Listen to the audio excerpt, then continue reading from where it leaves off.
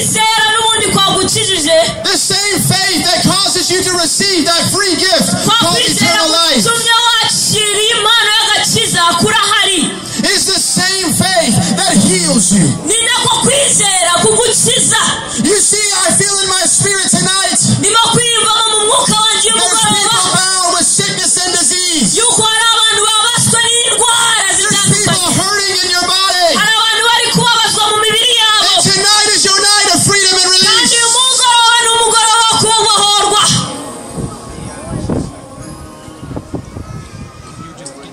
Sure. Ushers, if you want to come through with the decision cards,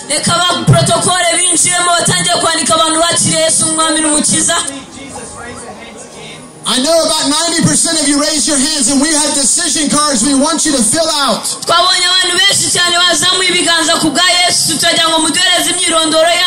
So we can make sure we stay in touch with you and get you a Bible and help you in your Christian walk.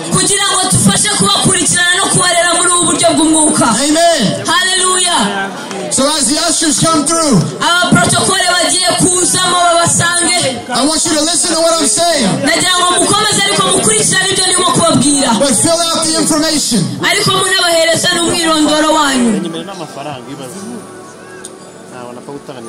But I feel in my spirit tonight, even as we were driving 3 hours from Kigali, that there are people in this place. You're hurting in your body. You're sick in your mind. You've been having pain and sickness for a long time. And I've come to tell you good news. That the same faith that saves you is the same faith that heals you. The same Jesus that saves you is the same Jesus who heals you. Hallelujah. Hallelujah. Hallelujah. Hallelujah. I want to read to you.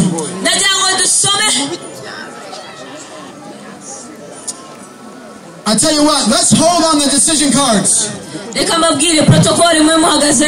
Ushers, wait till the end of service.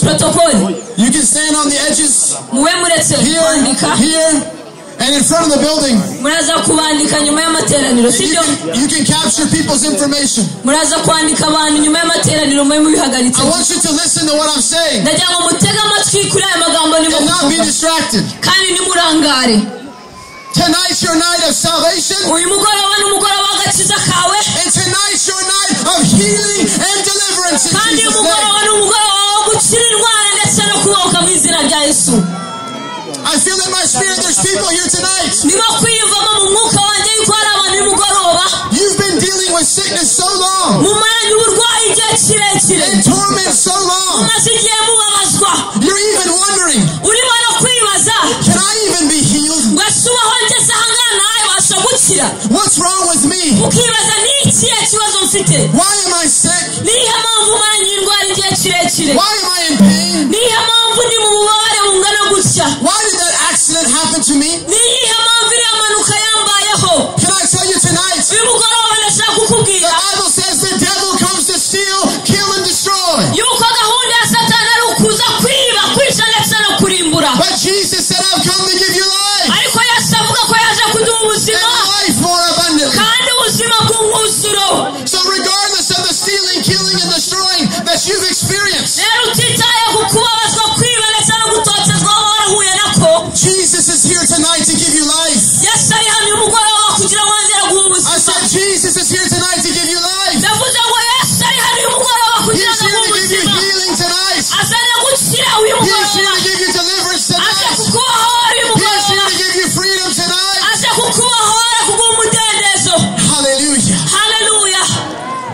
I want you to raise your hand right now if you're dealing with any sickness, any pain, any disease.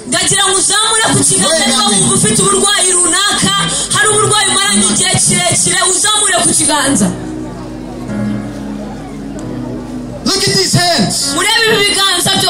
This is why we've come, Rhonda. This is why we're here tonight. To announce your deliverance in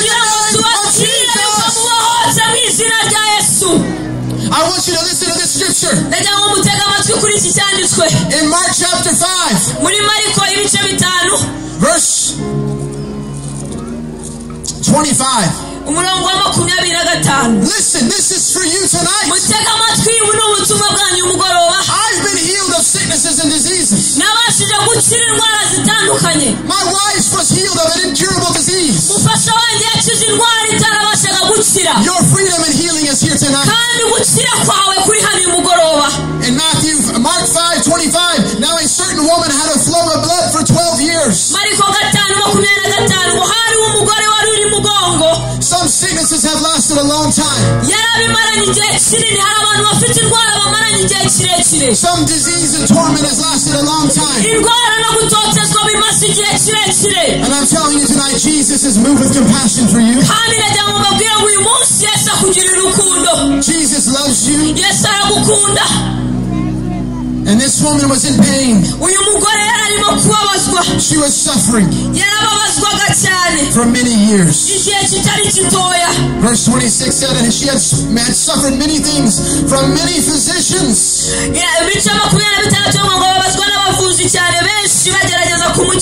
And she had spent all that she had and was no better, but rather grew worse.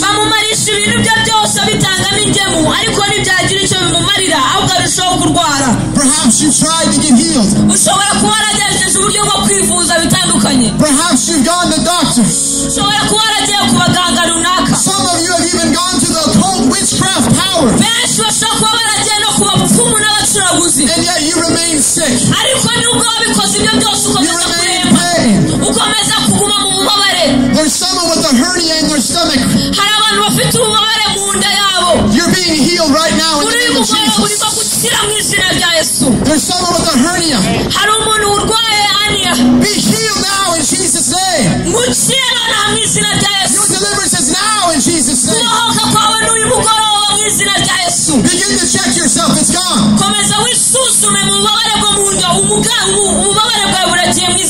So this woman had suffered. She had actually spent all of her money. And yet she was still sick. She was still bound. But I'm so glad this story's in the Bible. Because it says when she heard about Jesus. When she heard about Jesus. What did she hear? She heard good news. She heard he's anointed with healing power. She heard that he is good. And that he went about healing all. Who were oppressed by the devil. I tell you tonight, sickness and disease is satanic oppression. And it's breaking now. Even while I speak the word of God. It's lifting off your life now. In the name of Jesus. Oppression is breaking. Weights are breaking. Weights. Torment is breaking now. When this woman heard about Jesus, she came behind him in the crowd and touched his garments. And she said, if only I can touch his clothes, I shall be made well. You see, she believed what she heard about Jesus. She believed what she heard about Jesus. Hallelujah. And she came. And she said, I'm going to be made well when I touch his clothes. And immediately the fountain of her blood was dried up. And she felt in her body that she was healed of the affliction. Even while I'm preaching right now, affliction is leaving your life. In Jesus' name. Affliction is leaving your life. Respiratory issues are leaving your life. Sickness and disease is breaking off of you now. And immediately the fountain of her blood was dried up. In verse 30, Jesus immediately knowing in himself that power had gone out of him, turned around in the crowd and said, "Who touched my clothes?" But the disciples said to him, "You see the multitude all around you, and you say, 'Who touched me?'"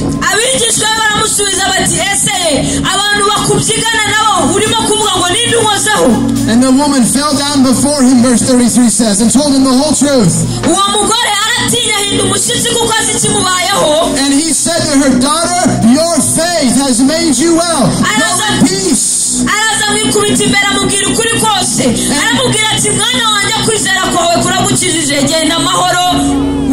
And be healed of your affliction.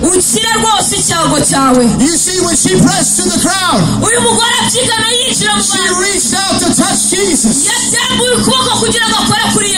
And when Jesus turned to the woman, he said to the woman, "Your faith has made you whole." I tell you tonight, as you believe in Jesus, you shall be made whole.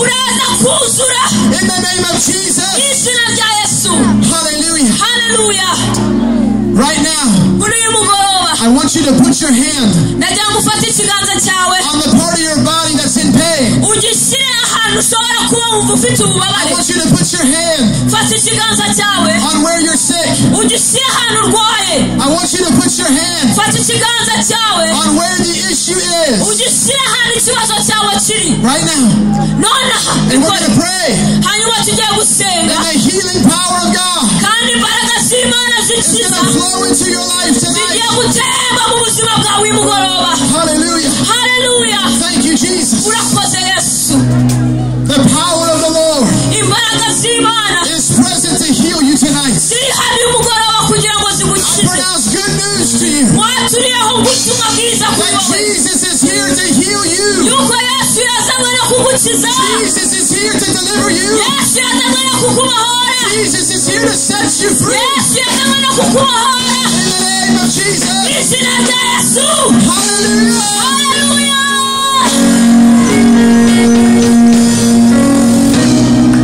Now I'm going to pray.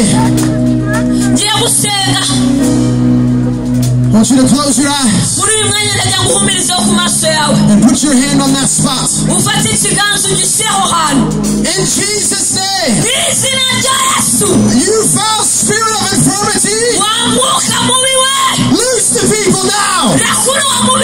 Take your hands off them now. You come out in Jesus' name. You foul spirit of sickness and disease, come out in Jesus' name. People of God, be loosed in the name of Jesus. Be healed in your body. Be set free in your mind. Every tormenting devil comes out now. The lies of the devil break now. In the name of Jesus. Now I want you to lift your hands and receive. Believe now. Receive your healing now. Say, "I believe it. I take it now. Thank you for healing me, Jesus. I'm healed. I'm whole. I'm free. In the name of Jesus." Come on, let's worship him for a moment. Hallelujah. The healing power of God. Your deliverance is now. Hallelujah. People are getting healed right now. People's bodies are getting whole right now. Your bodies are getting healed right now.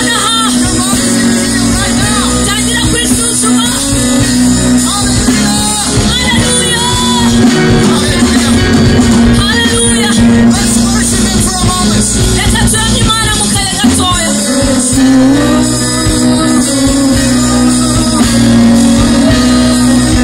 Uzamuri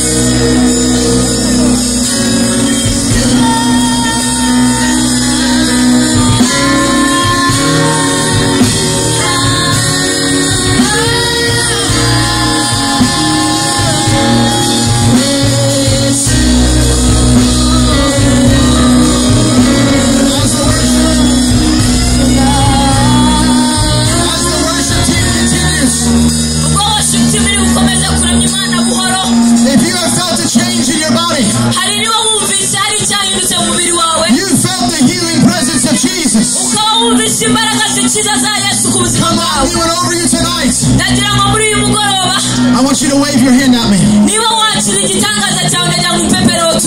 Look at these hands. Now listen to me.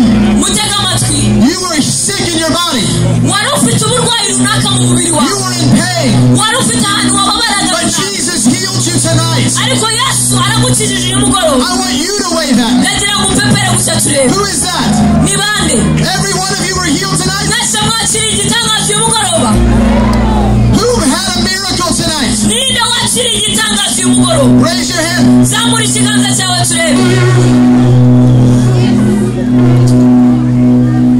Listen to me. If Jesus Christ has healed your body tonight, you came sick. You came in pain. You came with a hernia or a tumor. And it's gone. We want to hear about it. Would you come over here? We want to testify and give Jesus the glory tonight. Who's going to help me give Jesus the glory tonight? Who's going to help me exalt Jesus tonight? Come on, we want to hear your story. Right over here. Wave your hand, brother. Wave your hand, team. Come, guys, wave your hands.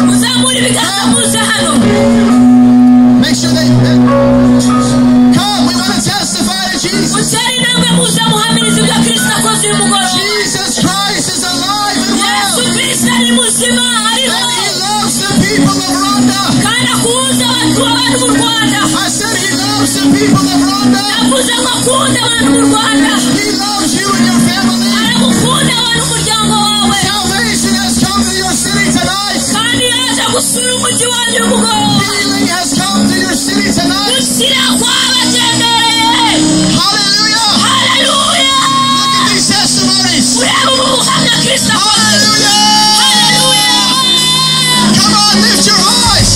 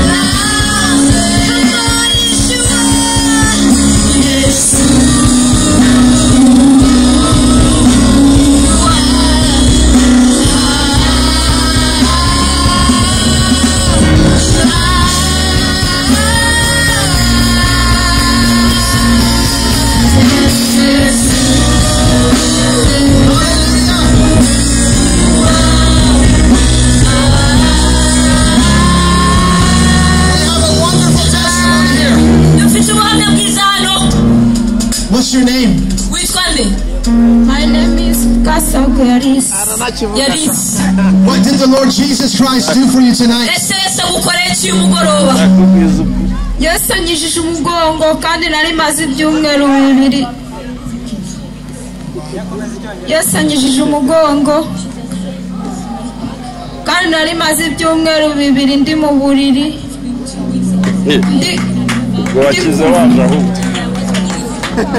And you were bleeding where? Just inside?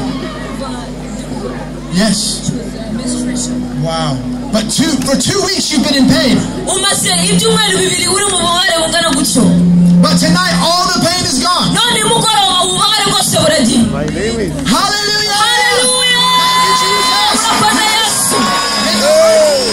Have her bend over.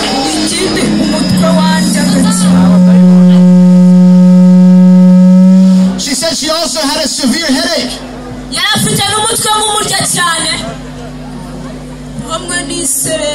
And I could feel dizzy. Wow. But it's all gone now. Hallelujah! Hallelujah! Thank you, Jesus. Bend over. Bend over your back. Hallelujah! Hallelujah! Thank you, Jesus. Hallelujah! Come on, listen. This is what healed people do. Jesus' name, Father, thank you for the anointing of heaven. The top of her head, the soles of her feet, in Jesus' name. Hallelujah. Hallelujah. You are healed, man. That spirit of infirmity is broken off your body. And it will never come back on you. Hallelujah. Hallelujah. Hallelujah. Hallelujah. Praise God. Hallelujah. Hallelujah. Let's rejoice. Hallelujah. God bless you. God bless you. Thank you, Lord. Pastor Jeremy. Pastor Jeremy. For 3 years. This lady has been crippled. She couldn't bend your leg. She couldn't walk.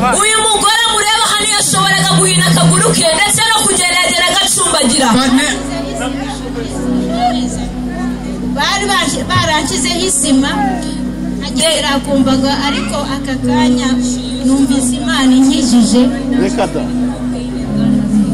Wow. Hari icyo Imana ikoze ku buzima bwe. Yari amaze imyaka 3 acumbagira atabasha guhina akaguru ke, ariko uyu mugoroba arimo kubasha kubikora. For 3 years. Imyaka 3. Nagendeye ku mbago. I've been walking on crutches for 3 years. Wow. Wow. Let me see you. Let me see you.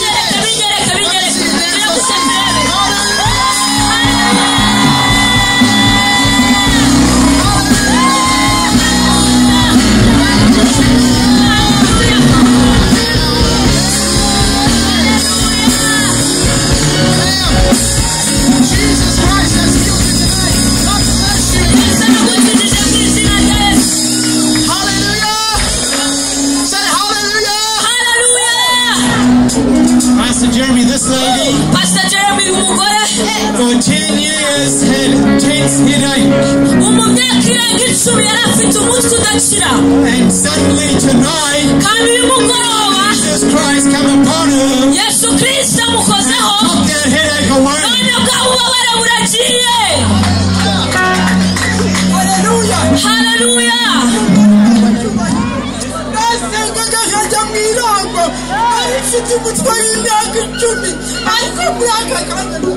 I had a headache for 10 years, but right now I've received my healing. Hallelujah. Hallelujah.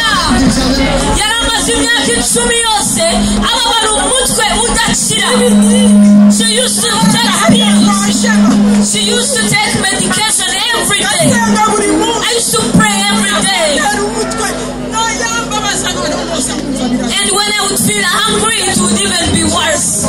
But I give God the glory this evening. The Lord revealed His light as I was standing there, and the power fell upon me. I had pain in my stomach, but now I am healed. Jesus has healed me. Hallelujah. Amen. Amen. Hallelujah. I want to tell you. While I was preaching, I saw the spirit of infirmity break off heads. That devil's cast off your body. And it's not coming back in Jesus' name. Hallelujah! Hallelujah! Praise you, Jesus!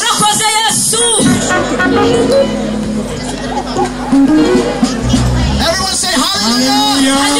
Hallelujah! Come on, give Jesus the praise tonight! Thank you, Lord Jesus!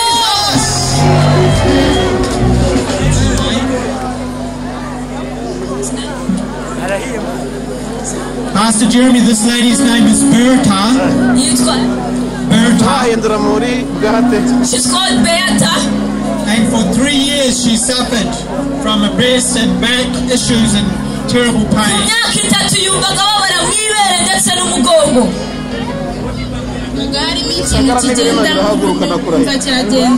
I felt something moving in my back, lower back. But right now as you were praying, I felt it being lifted off.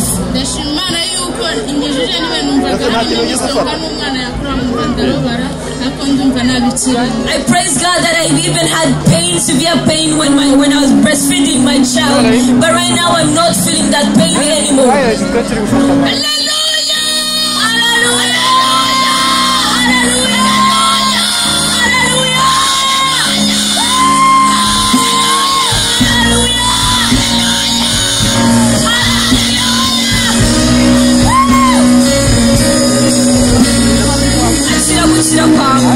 Hallelujah. Hallelujah. I want you to say this out loud.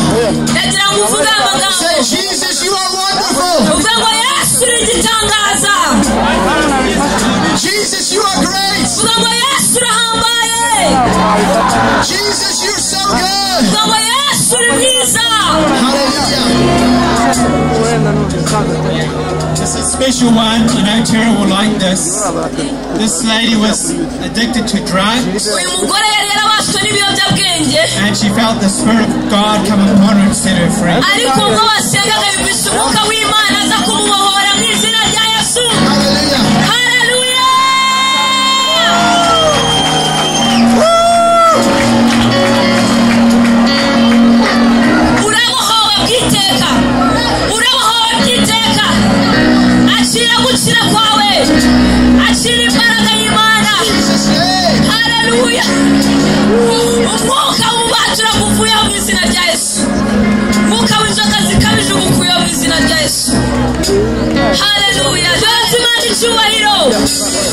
So you felt the power of God touch you tonight.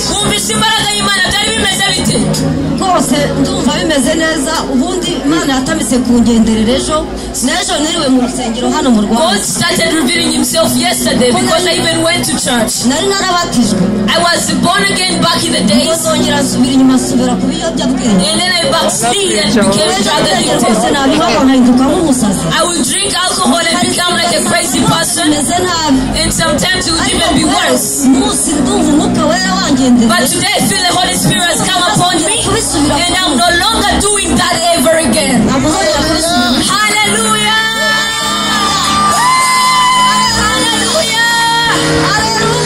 Hallelujah! That addiction is broken off your life.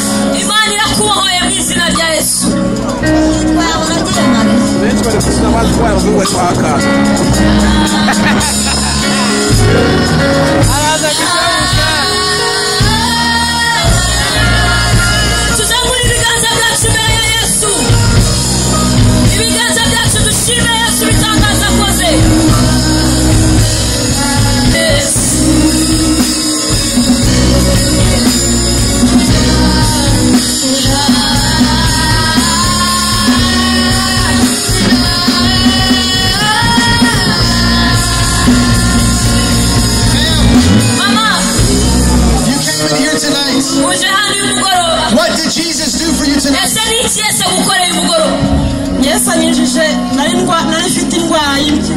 I had a problem with my kidney. I could feel pain, but now I don't feel pain anymore. And I had ulcers. I had severe ulcers. But right now I can't feel the pain anymore. Hallelujah!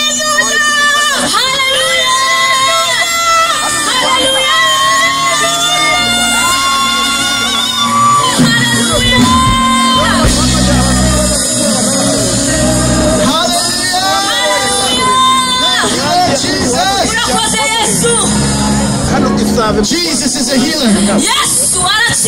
Jesus is our Savior. Jesus is our deliverer. Hallelujah. Pastor Jeremy, this lady said she was born partially deaf and couldn't hear properly. Now the power of God came upon her and opened her ears.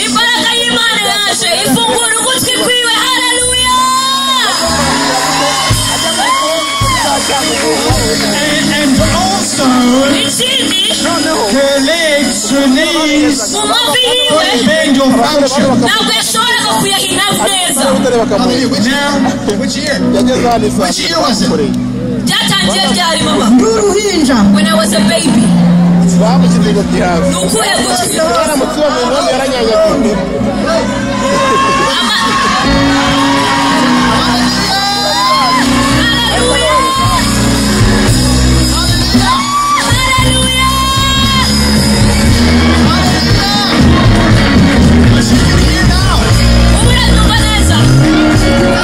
So you were deaf in both your ears.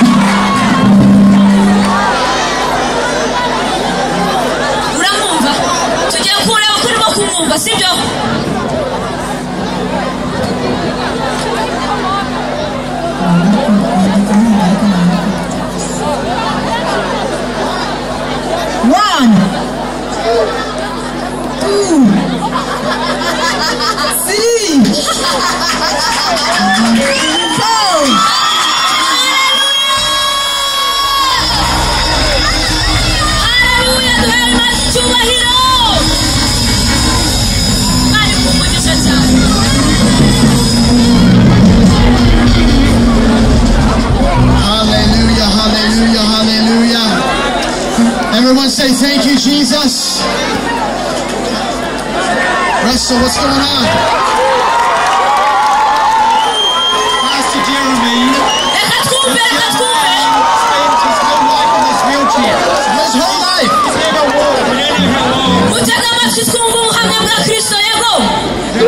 This is the first time he's walked out of his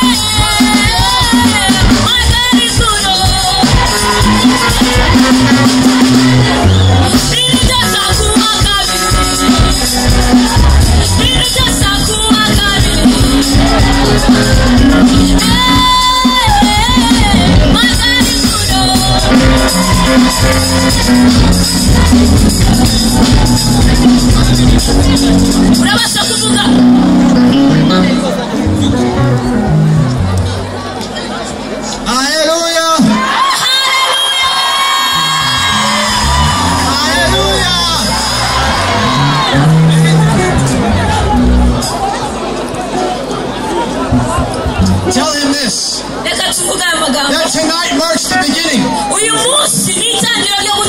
In the first step. In the miracle power of God working in your life. In the name of Jesus. Hallelujah. Hallelujah.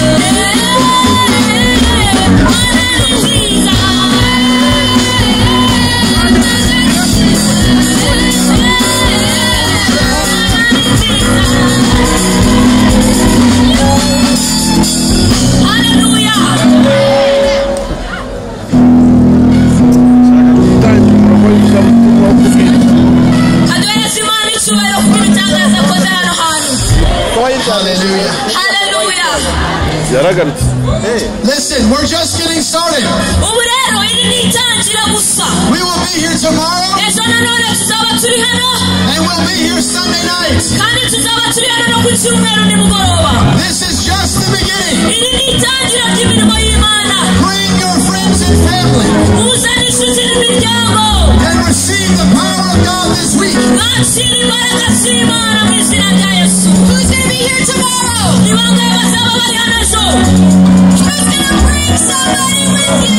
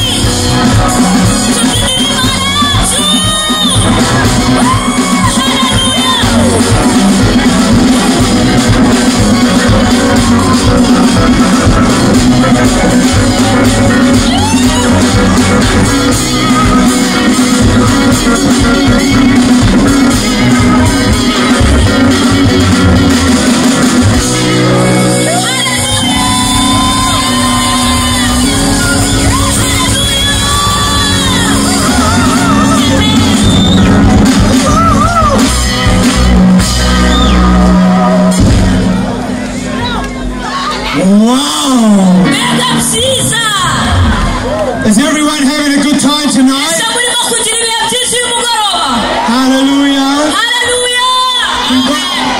We want you to go home and tell your friends.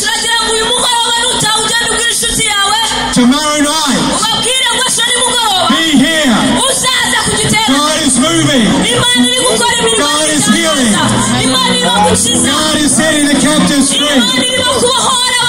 Hallelujah.